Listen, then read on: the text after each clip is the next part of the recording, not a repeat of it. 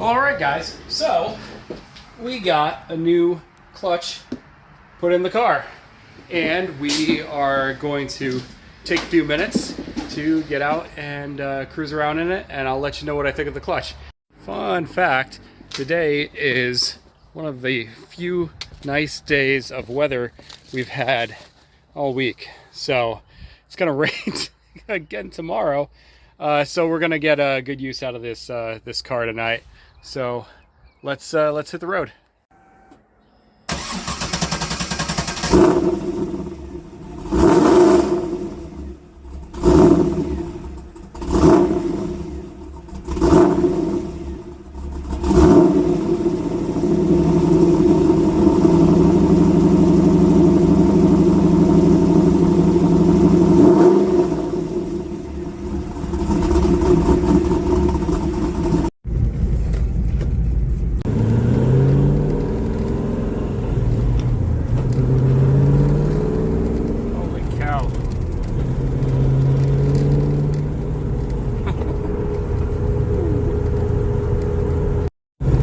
Okay, so first impressions of this new clutch.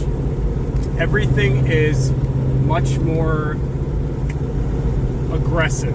Everything is like now. It's all now.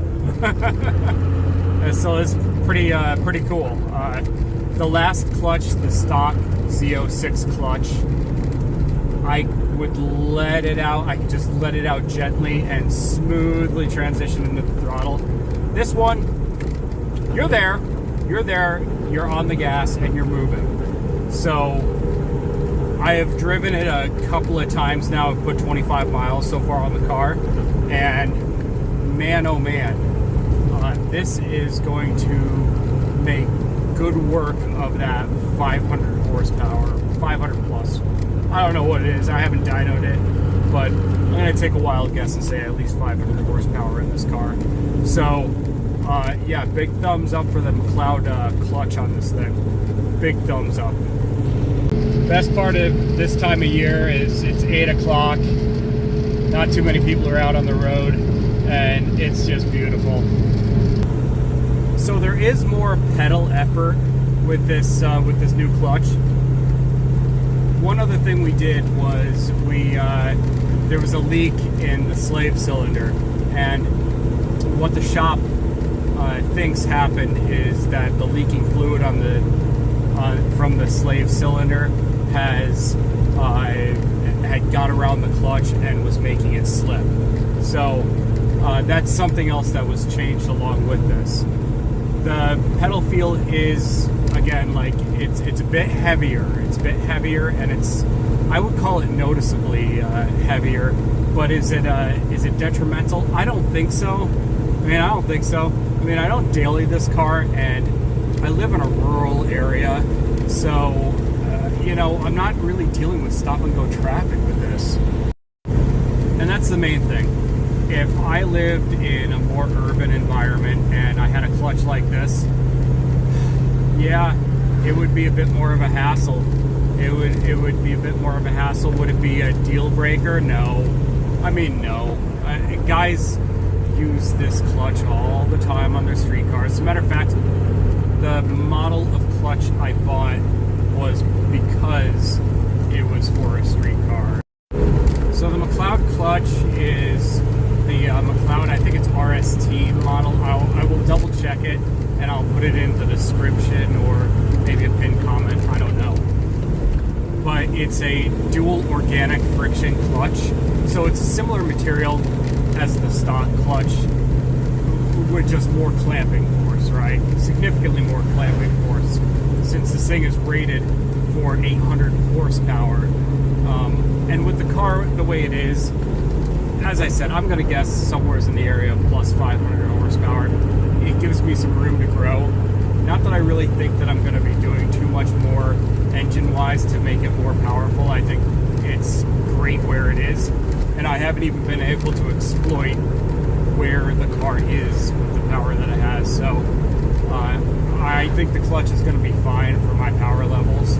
I'm glad that I got the organic one as opposed to a ceramic clutch, because my whole idea with this car has been changed from, hey, I'm a 20-something dingbat who wants to go fast all the time, so hashtag race car, to I'm a middle-aged dad and my back hurts and I just want the muscle car that I have to be as comfortable a muscle car as I can have. Makes sense? Makes sense to me. So so that's what I ended up doing, is I did a clutch like that because I don't want to hear extra noise. This car makes enough noise as it is.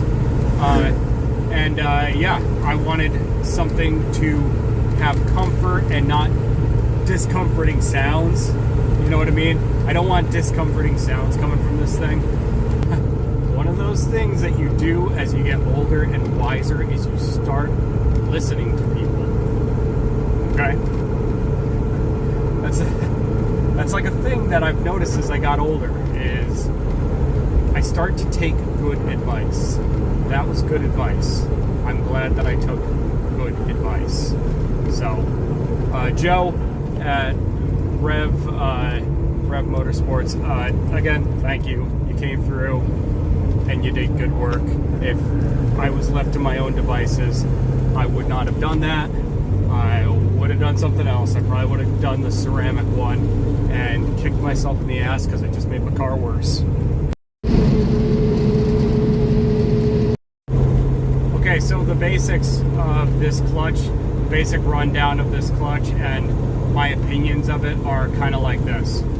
This clutch has a heavier pedal feel, but everything is immediate. It's immediate engagement, and it holds heavier load better. As in, I can drive this thing uphill in 5th gear at low speeds and not feel like I need to downshift. This thing has been fantastic for that. The other thing I would have to caution about is I have found it's a lot easier to stall this thing out. Where I used to be, slipping the clutch and just letting it out at the top. I really am not able to do that anymore. It's, as I said, immediate. Everything is immediate on this car now. And it feels wound really tight. It feels wound really tight. That's the best way I could describe it. And it's a fantastic feeling. It is something that I need to get used to. But I like it. I like it a lot. Yeah. I want this car to be a confident enough platform that I could drive it 1,000 miles without issue. That's my goal for this car. Hopefully I get there. I certainly could have bought a newer, better, faster car, but it's not this car, and I like this car. I like this car a lot. This is mine, and I own it. Like, the bank doesn't own this, I own this. So, I'm gonna keep what I have, even though it's old, and I'm just gonna run what I brung, and I like this. So yeah, I spent a bit of money on it to fix it up. That's okay, because at the end of the day, this is all mine, and I like it. I just like it. There's no reason to upgrade, what I've got to a completely different platform. This thing has so much capability. Why change that? Why change that? I don't know. And especially when I live up here in the Northeast, there's a little bit of novelty for an F-body to be still on the road and to be in this good a condition. You don't see them around too much, and the ones that you do see are usually cherry car show cars. There's the ones that are ship boxes that are miraculously still on the road, and they're driven by 20-year-olds. And God bless you guys, keep it alive, guys. But then there's the 1960s ones that some boomeros basically did the same thing that I just did, like, you know, they did resto on the car. Hey, so those mountains in the distance are where we went on our last hiking adventure. That's out near where the notch is. Not to say that my car was restoed. If anything, I'd call it a resto mod. But it's not even that. I guess it's more in line as a resto mod than a restoration, because I didn't take anything back to stock. Everything's been upgraded, boosted, resurrected, reinforced. None of it's stock. The only thing stock that I restored on it was the paint color. That's about it. This is a paint, because I like black cars. I think they look sick. So, but that's it. Yeah, so I basically did the same thing that a boomer would do to a 1960s car, only I did it with a 1990s car, because that's a car of my generation. This is the car of my youth, and I kept it. I'm really proud of myself for not getting rid of it, and yeah, I just fixed it up. I just fixed it up so it's more awesomer now, and I like that it's even more awesome. Made the mistake of telling the shop that I was up around 70-75 miles an hour with the car during the break-in period. I got in a little bit of trouble. He told me, no, you got to keep it at 50 miles an hour or less for the first 500 miles of break-in for this thing. And man, I'm gonna tell you, that is hard. That is darn tough to do. I mean, these roads are so empty and open up here. It would be nothing of me to just hit the gas out here. But no, I gotta show some self-discipline. I can't do it. I gotta do the work, put in the mileage.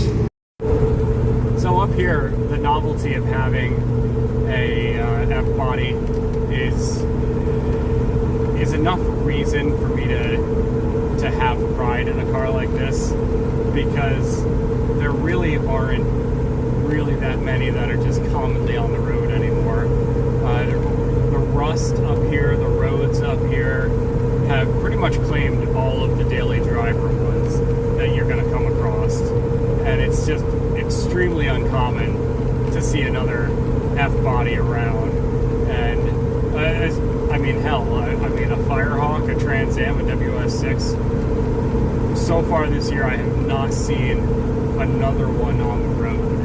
So, yeah. I mean, that's to say nothing about LT1 cars. I have not seen an LT1 Trans Am on the road this season so far. Turn it around. Yeah, this clutch definitely has a bit of a learning curve.